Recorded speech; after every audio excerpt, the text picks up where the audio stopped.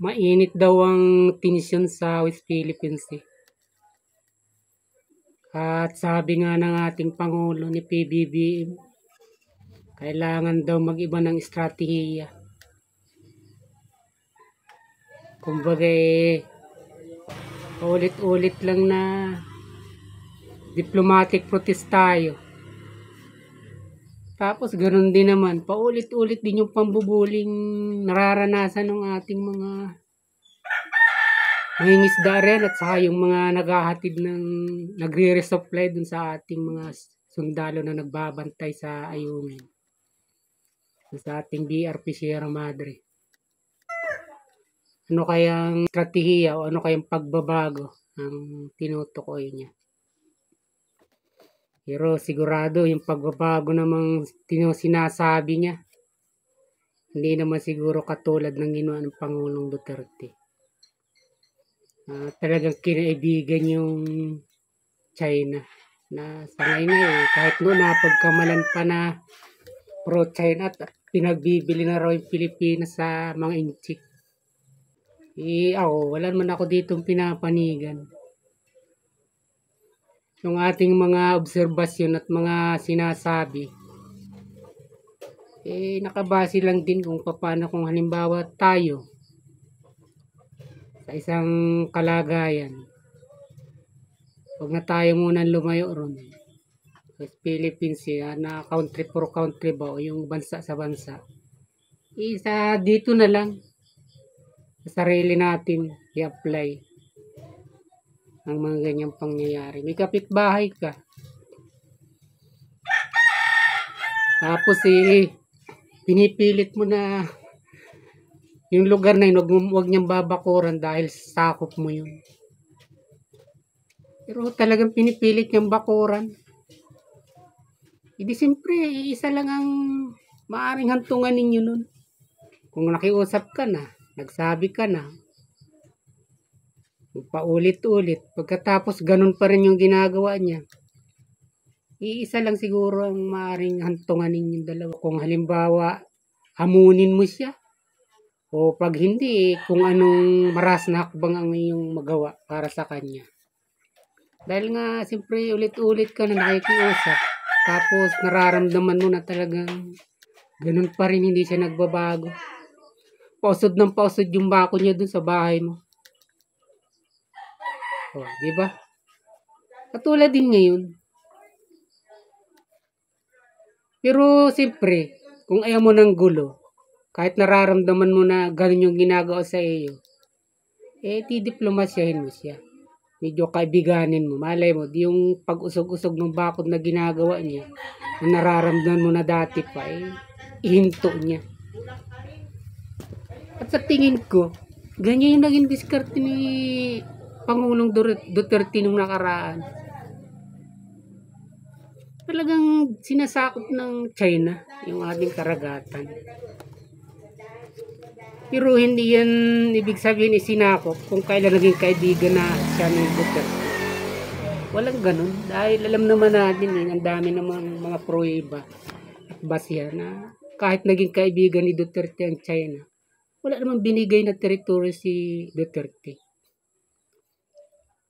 Kung meron man, yung dati na kinukuha ng China o dating nakuha na. Hindi pa man siyang Pangulo. Ang punto ko, o hindi ba, kung magkapitbahay kayo, siyempre pagka pinilit niya yung kanya, ay ayaw mo naman. Tapos nakiusap ka na. Malamang hantungan ninyo talaga away, di ba? O maghamunan kayo, kung ano yung magagawa mo, anong kaya mo, magawa mo sa kanya. Dahil masyadong matigas yung ulo niya, sa tingin niya talagang kayang-kaya kanya. Pero hindi katulad niyan ang dapat mangyari sa West Philippines Sea. Bagamat hindi naman pwedeng ganoon nga, ganyan ang ginawa ni Duterte. Ang estratehiya niya, kung magmamatigas siya, at magmamatigas din yung China, talagang malamang ipapagira niya. Siyempre yun lang naman mahantungan lalo si Duterte. Ayaw niya nung kumbaga makulit o matigas ang ulo. Kung mangyayari naman yun, magmamatapang siya, magmamatigas. Alam naman niya kahantungan natin. Paulit-ulit niya sinasabi, di ba, yung mga bumabati ko sa kanya. Sa halip daw pagtanggol yung Philippines, gustong ibigay sa China. Paulit-ulit niya sinasabi, mahirap tayo makipaghira. Tayo ang mga kanyo natin, mga kawayan, mga torpedo. Mga missile, mga nuclear, tayo.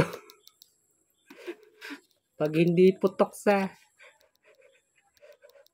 kilikili, marami tayo niya. Pero sa yun, ibaba nga napaputok sa China, alam naman na talaga wala tayong laban. Oh. Ngayon, naririnig natin kay Pangulong Marcos. Ang ginagawa niya parang medyo bumabangga siya na parang medyo paatras naman siya. Kapag nagmamatigas ba siya? Para yung pinaalis nga niya yung harang. Tapos pinapadamihan niya ngayon ng mga, kumbaga kinakalat niya, pinapa-video niya lahat. Sa media, kinakalat niya hanggang sa buong mundo kung anong ginagawa ng China sa atin. Di nararamdaman siyempre yun ng China. Parang nagmamatigas ito O yung pagmamatigas natin, binabalikan niya. Binabalikan niya ng pambubuli na ang ibig niyang sabihin na hindi pwedeng inyo. Talagang kami ang dapat mangyari dyan. Kami ang malakas. Kami ang marami. Bakit di natin yan masasabi? Kita mo, hindi ba sila nitong nakaraan pumunta ron? Kasama yung mga media at sila mismo ang maghahatid ng tulong sa mga sundalo sa BRP, Sierra Madre natin sa Ayungin. Nung malapit na sila, nakita nyo talagang mas marami. Marami na dati, pero mas dumami. Kumbaga parang pinadira ng mga barko yung dagat doon malapit doon sa BRP. Ay, ibig sabihin nun, siyempre naramdaman ng China na marami silang pupunta rin. Ipakita natin na marami din tayo na hindi sila pwedeng umubra dyan, hindi sila pwedeng lumusot. Hindi ba nag-order yung pinakakapitan ng bangka at saka yung mismong sa Coast Guard na umatras sila? Pwede umatras sila. Yan ang ibig ko sabihin. Pagka nagmatigas ka, ipakita mo, nalalaban ka. Pag nangyayari lang naman kumbaga pag mamatigas ka, para sa ngayunan ka ng mga Pilipino, doon tayo sa realidad. Makisama tayo, hindi yung sasabihin mo naman kahit na nakikisama tayo, papamigay na natin. Makisama tayo para hindi tayo bulihin, hindi tayo makaramdam ng ganoon. Baka naman sabihin ninyo, paano tayo? Para wala naman tayong mga yagballs niyan.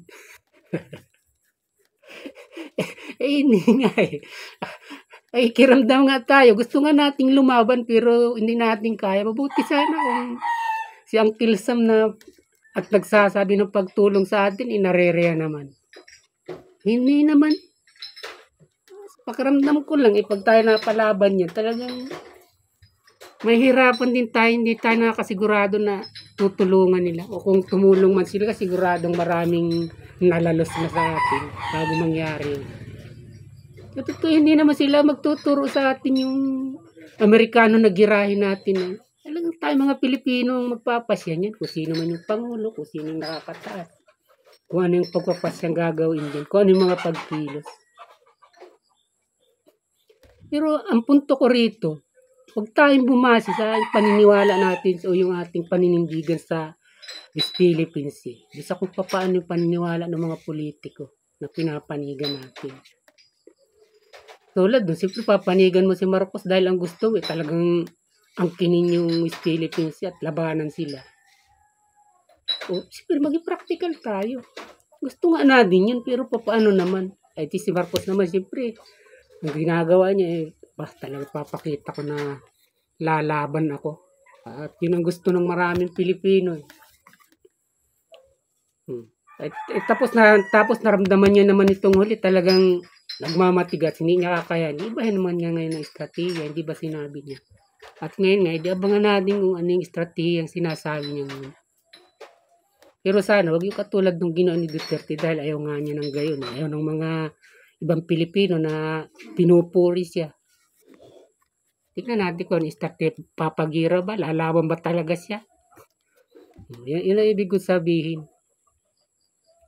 Pero sa totoo lang, sa totoong buhay lang, talaga ang mas mabuting ginawa at pamamaraan yung ginawa ni Duterte. Kumbaga, may kipagkaibigan ka sa kanila na, alam mo naman kaming higpitan dyan. At kami maghahanap buhay dyan. Sa atin yan. Kumbaga, share tayo sa mga blessing kung anong makukuha natin dyan sa dagat na yan. Tamo ngayon, nagmamatigas, nakakaramdam yung China. Mga isda talaga hindi na makalusot dun sa ayungin. Di ba tumatawid sila dahil sa Scarborough? Wala. Hindi ba hinaharang na silang maigi ngayon? Tapos, nag-ano na naman sila, nagkalat na naman ang harang dun. Mga floating barrel na tinatawag. Yun ang posisyon natin dyan sa West Philippines. Pero kung may tutulong sa atin, bakit naman ang hindi? Ay atin yan. Diba? Lalo't napakasagana sa dagat ng isda ng dagat na yan. Atin yan. At ang naging problema nga dyan, ini-award nga sa atin, pero ang dating, o sige, inyo yan, bahala na kayo kung paano nyo kunin. Alam naman. Alam naman sa international na hindi natin kaya yung China. Parang kumbagay, pinapuran lang tayo, pero bahala na dumiskarte kung kaya nyo. Yan ay isang nakakatawang bagay pa sa pangyayari yan. Gusto nga natin yung pagkahatol nila, pero sana tinutulungan tayo. O, diba?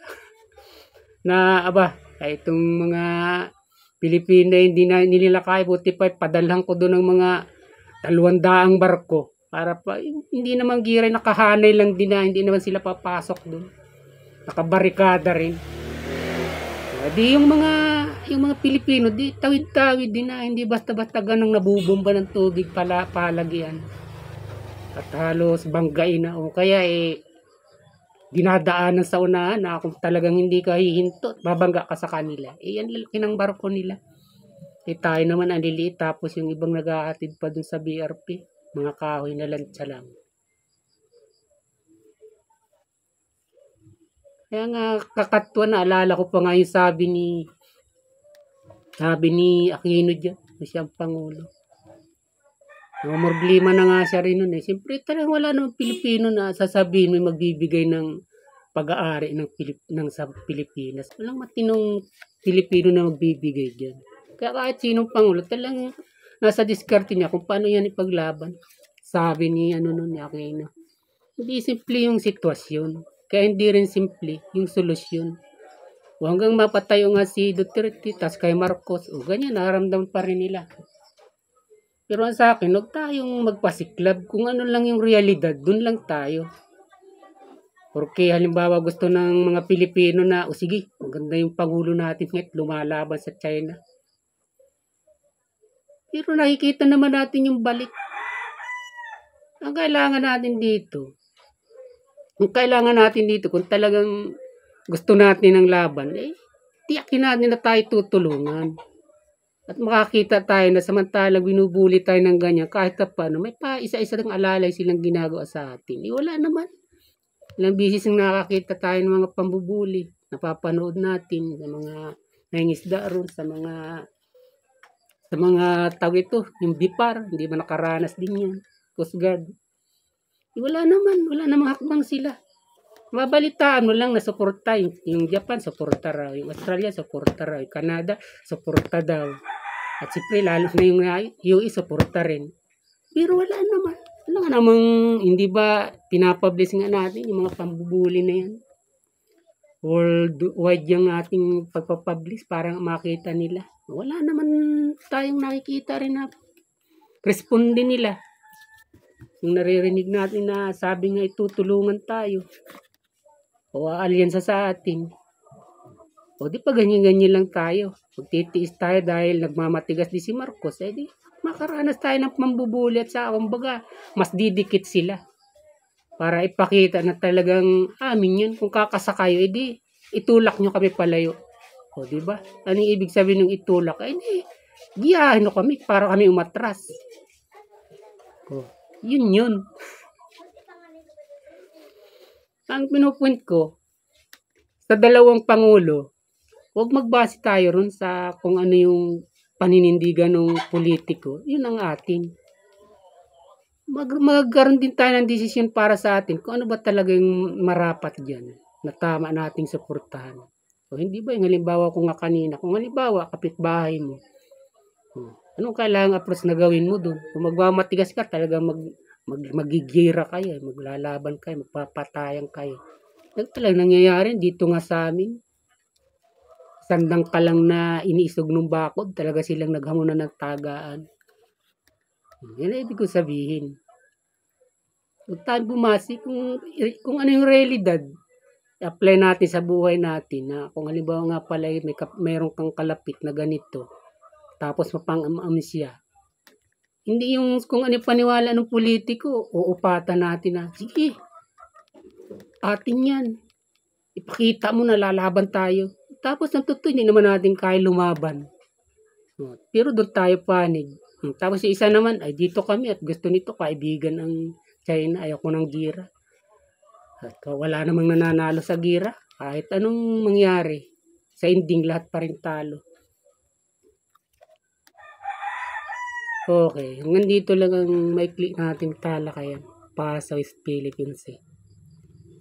Alright, maraming salamat.